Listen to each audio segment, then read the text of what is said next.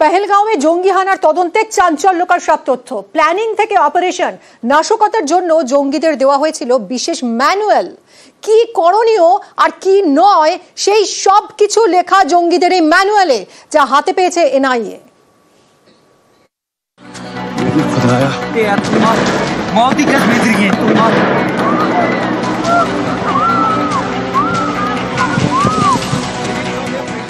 আচমকা গুলি, একে একে খুন ২৬ জন নিরীহ নাগরিককে। গত ২২ এপ্রিল এভাবেই রক্তাক্ত হয় কাশ্মীরের পেহেলগাঁও। সেই ঘটনার তদন্তে নেমে চাঞ্চল্যকর তথ্য পেয়েছেন এনআইএ আধিকারিকরা। উঠে আসছে টুল কিট কানেকশনের তত্ত্ব। তদন্তকারীদের হাতে এসেছে জঙ্গিদের ম্যানুয়াল। এনআইএ জানতে পেরেছে পেহেলগাঁও হামলায় ডেড ড্রপ পলিসি মেনে নিজেদের মধ্যে যোগাযোগ রাখে জঙ্গিরা, তারপর হামলা চালায় জঙ্গিরা। ডেড ড্রপ পলিসিতে দুই জঙ্গি একে অপরকে না চিনেই তথ্য অস্ত্র আদান প্রদান করে। তথ্য বা অস্ত্র আদান প্রদানের জন্য বেছে নেওয়া হয় নিরিবিলি জায়গা। সরকারি অফিসের ধারে কাছে এই কাজ করা যাবে না। পার্ক বা কবরস্থান এই কাজের জন্য আদর্শ জায়গা। একজন অস্ত্র বা চিঠি রেখে যাবে, সময় বুঝে আরেকজন তা নিয়ে নেবে। সিকিউরড অ্যাপের মাধ্যমে জঙ্গিদের বলে দেওয়া হয় কখন কি করতে হবে। তার আগে পর্যন্ত পর্যটকদের ভিড়ে মিশে থাকবে জঙ্গিরা।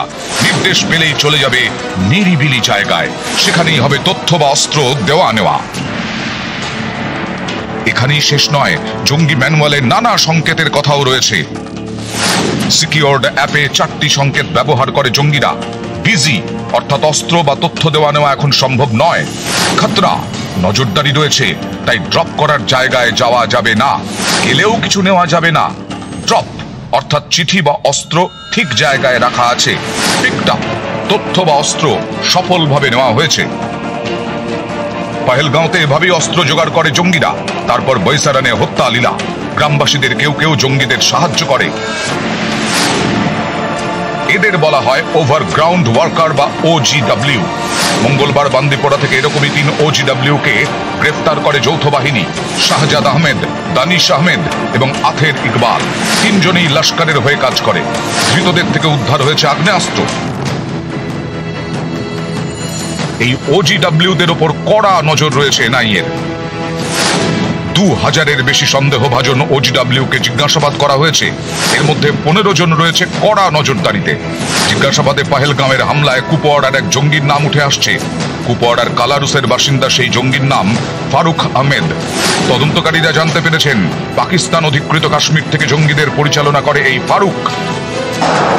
সম্প্রতি তার কুপওয়াড়ার বাড়ি উড়িয়ে দেয় সেনা। নিউজ 18 বাংলা।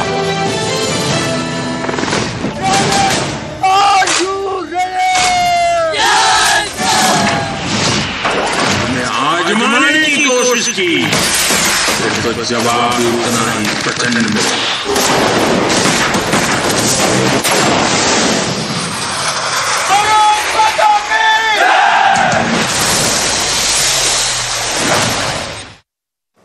গতকালই দীঘায় জগন্নাথ মন্দিরের দ্বারোদ্ঘাটন হয়েছে। উদ্বোধন করেছেন মুখ্যমন্ত্রী মমতা বন্দ্যোপাধ্যায়। আর মুখ্যমন্ত্রীর পাশে গতকাল ছিলেন দিলীপ ঘোষ। দীঘায় জগন্নাথ ধামে সস্ত্রীক পৌঁছে যান দিলীপ ঘোষ। মন্দির উদ্বোধনের দিনই দীঘায় দিলীপ ঘোষ সস্ত্রীক। জগন্নাথ দর্শনের পর মমতা বন্দ্যোপাধ্যায়ের পাশে তাকে দেখা যায়। বেশ কিছুক্ষণ কথাও হয় দুজনে। দিলীপ ঘোষের দীঘা যাত্রায় আপত্তি সুকান্ত মজুমদার। দীঘায় জগন্নাথ ধামে দিলীপ ঘোষ দল সমর্থন করে না বলে মন্তব্য করেছেন বিজেপি রাজ্য সভাপতি সুকান্ত মজুমদার। দেখুন, দিলীপ দা যাবেন কিনা তার ব্যক্তিগত ব্যাপার। ব্যক্তিগতভাবে আমন্ত্রণ করা হয়েছে, পার্টি এন্ডোর্স করে না। আমরা পার্টি থেকে সিদ্ধান্ত নিয়েছি আমরা যাব না, উদ্বোধনী অনুষ্ঠানে যাব না। আরো এক ধাপ এগিয়ে দিলীপ ঘোষকে তীব্র কটাক্ষ করেছেন বিজেপি সাংসদ সৌমিত্র খাঁ। ফেসবুকে পোস্ট করেছেন সৌমিত্র খাঁ।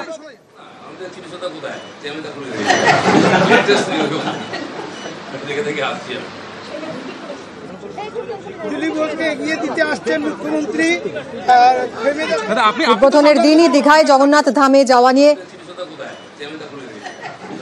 কড়া প্রতিক্রিয়া সৌমিত্র খাঁর।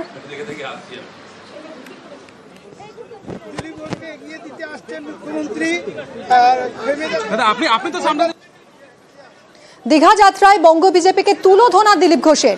দলের কিছু লোক খুব কষ্ট পেয়েছেন বলে খোঁচা। বঙ্গ বিজেপির বর্তমান দশা নিয়েও খোঁচা দিয়েছেন দিলীপ ঘোষ। তার নেতৃত্বে বঙ্গ বিজেপির হাল ভালো ছিল বলে দাবি। যতদিন দলে বিভেদ ছিল না ততদিন ভালো ছিল বলে দাবি। অপসংস্কৃতি পার্টিকে ডুবিয়েছে বলে দাবি দিলীপ ঘোষের। মুখ্যমন্ত্রীর আমন্ত্রণে গতকাল দীঘায় যান দিলীপ ঘোষ। জগন্নাথ মন্দির পরিদর্শন, মুখ্যমন্ত্রীর সঙ্গে কথা বলেন তিনি। গতকাল দীঘায় জগন্নাথ মন্দির উদ্বোধন হয়েছে, আমরাও তার দর্শনের সুযোগ পেয়েছি। এই ঘটনাকে নিয়ে বহু রকম তর্ক বিতর্ক শুরু হয়ে গেছে। পশ্চিমবাংলায় সবকিছু তো রাজনীতি হয়, হয়েওছে, কিন্তু আমার খুব মজা লাগছে। আমার পার্টির কিছু লোক খুব কষ্ট পেয়েছে। যে পার্টির কর্মীরা কষ্ট পেয়েছেন, হতাশায় ভুগছেন, কেউ কেউ ভাবছে সুসাইড করবে কিনা, আমি বলছি বিজেপি করতে গেলে হতাশায় ভুগবেন না, চোখের জল ফেলবেন না, কারণ আমরা পার্টি দাঁড় করিয়েছি রক্ত দিয়ে আর ঘাম দিয়ে। যেন বিজেপির কর্মীরা পেছনে তাকায় না, ভয় পায় না, সন্দেহ করে না। যতদিন আমার মনের মধ্যে, আমাদের কর্মীদের মধ্যে সন্দেহ ছিল না, বিভেদ ছিল না, পার্টি এগিয়েছে। যেদিন থেকে এই ধরনের অপসংস্কৃতি ঢুকেছে তখন থেকে পার্টি পিছোচ্ছে। দিলীপ ঘোষ 42 বছর ধরে ঘরবাড়ি ছেড়ে সমাজের কাজ করছে, 10 বছর রাজনীতি করছে। দিলীপ ঘোষের দিকে আঙুল তোলার হিম্মত কারণে, না পক্ষে না বিপক্ষে, যে কোনো ধরনের আমি চ্যালেঞ্জ করছি। যাদেরকে আমি নিয়ে এসে নেতা বানিয়েছি, যারা বিজেপি দেশে করে খাচ্ছে, তাদেরই বেশি পেট ব্যথা হচ্ছে। নাম না করে দলবদলুদের নিশানা দিলীপ ঘোষের। চরিত্র নিয়ে প্রশ্ন তোলায় ক্ষুব্ধ দিলীপ ঘোষ। দলবদলুদের লাইফস্টাইল নিয়েও প্রশ্ন দিলীপের।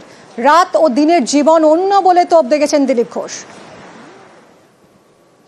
তাদের লাইফস্টাইল আপনারা জানেন, দিলীপ ঘোষের লাইফস্টাইল আপনারা জানেন। দিলীপ ঘোষ খোলা ময়দানে আকাশের নিচে বাস করে, সকাল থেকে রাত মানুষের সামনে থাকে, লুকোবার কিছু নেই।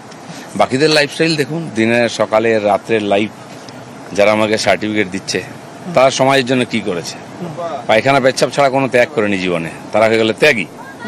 আর জীবনে আমি কোনোদিন বিড়ি সিগারেট খাইনি, মদ খাইনি, বারে যাইনি, ড্যান্স করতে যাইনি, ফুর্তি করতে যাইনি, বিয়ে বাড়িতেও যাইনি। আমি না, আমি যেটা বলি পরিষ্কার করে বলি। আমার লাইফস্টাইলও তলোয়ারের মতো পরিষ্কার। কারো দামেদারি করি না, কাউকে তেল মারি না, কারোর কাছে কোনো সাহায্য চাই না। আমি মিশনের জন্য বেঁচে থাকি, সেই মিশনের জন্য লড়াই করি। যাদের চোখের চশমার রং পাল্টায় তারা আমাকে বিভিন্ন রকম দেখে। দিলীপের নিশানায় দল বদলুরা। অন্য দল থেকে এসে বিজেপিতে অপসংস্কৃতির চেষ্টা বলে তো।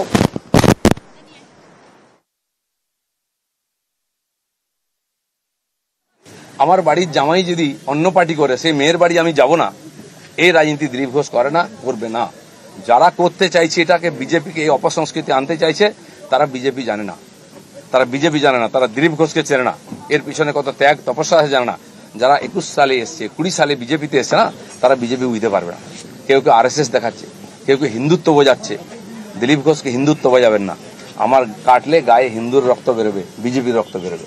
বাকিদের গায়ে কি রক্ত আছে আমি জানি না, কারণ বহু জায়গায় ঘুরে এসছেন তারা। কে বড় বড় কথা কারা বলছে? যারা মমতা ব্যানার্জি আঁচলের তলায় থেকে নেতা হয়েছে।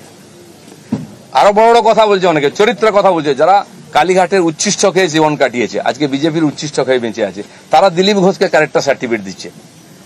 যারা 4টে বিয়ে করে, 14টা গার্লফ্রেন্ড রাখে, রাত্রের জীবন একরকম, দিনের জীবন একরকম, তারা দিলীপ ঘোষকে ত্যাগী ভোগী বলছে।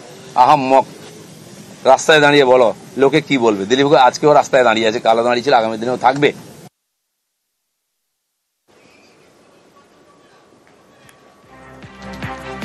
দল বদলুদের কড়া তোপ দেখেছেন দিলীপ ঘোষ। এই মুহূর্তে আমাদের সঙ্গে রয়েছেন বিজেপি সাংসদ শ্রমিক ভট্টাচার্য। শ্রমিক বাবু, দিলীপ ঘোষ দল বদলুদের উদ্দেশ্য করে তোপ দেখেছেন এবং তাদের লাইফস্টাইল নিয়েও কড়া মন্তব্য করেছেন। কি বলবেন, কি প্রতিক্রিয়া আপনার? দিলীপ ঘোষ দলের একজন বর্ষিয়ান নেতা, তিনি সাংসদ ছিলেন, দলের সভাপতি ছিলেন, তিনি দলের সঙ্গে আছেন। দিলীপ ঘোষ যে বক্তব্য রেখেছেন সেটা সম্পূর্ণভাবেই তার নিজস্ব এবং ব্যক্তিগত মতামত। যাদের উদ্দেশ্যে যদি বক্তব্য রেখে থাকেন তারা সেই বিষয়টি নিয়ে বিচার করবেন। এর বাইরে এই নিয়ে আমি আর কোনো মন্তব্য করব না। ধন্যবাদ। ধন্যবাদ আপনাকে।